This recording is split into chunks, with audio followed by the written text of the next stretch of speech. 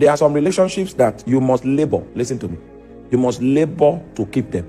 I was a young preacher. This teaching gift, I had it from the time I gave my life to Christ. I had this gift. In terms of studying the Bible, making sense out of scriptures, the skill of capacity building and knowledge delivery, they were all part of the package that I came with as a born-again Christian. Once upon a time, I met my father in the Lord. I went for youth service and I was a classroom teacher in a school called Basic College. One of my students came to class one day and gave me a handbill for a Christian event and made me promise that I would come for the meeting. So I promised. Because I promised, I went for the meeting. That was the first time I saw my father in the Lord ministry. Never seen someone minister like that. So accurate in the gifts of the Spirit. It was a great meeting. I came back to school and I thanked my student for inviting me. Then when I went back, I started seeing him in my dreams. And it was obvious that God was leading me to him. But I took 1 year to process those encounters, to be very sure that this is the mind of God. When I was sure beyond doubt, a friend of mine who was submitting to him took me to him. He did not accept me instantly, processed me for like 6 months. He said, a spiritual relationship of this nature will be a counterfeit if God doesn't bear witness about it.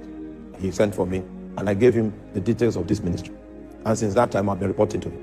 Now, when we were going to be ordained, it was 14 days after my wedding. He blessed us. And we were 12 people that were ordained into the clergy. And he said, all of you here, if you don't do 20 times more than I did, you didn't receive what I gave you today. I left the meeting, went and prayed about the things that he said, and I wanted that measure that would produce that level of results in my life. He laid his hands on me and blessed me. From the day he blessed me, I started seeing different dimensions of God manifesting in my life. I was in Lagos fasting and praying, and I felt there was something wrong that is blocking my advancement. I called him, I said, I want to visit you. When I came, I stepped into his sitting room. He told me that I had a friend in my life that was not supposed to be there. That if I can cast that friend away, God will give him more measures of grace. And as he was saying it, I knew he was talking about. I left that place and cast that friend away. Now, don't try to be politically right. Just be radical. If not, there are some things you cannot do. Do you understand? The moment I obeyed that instruction, my life, he said, you will be on double lane. You are running on single lane now. If you obey this instruction, you will have double lane.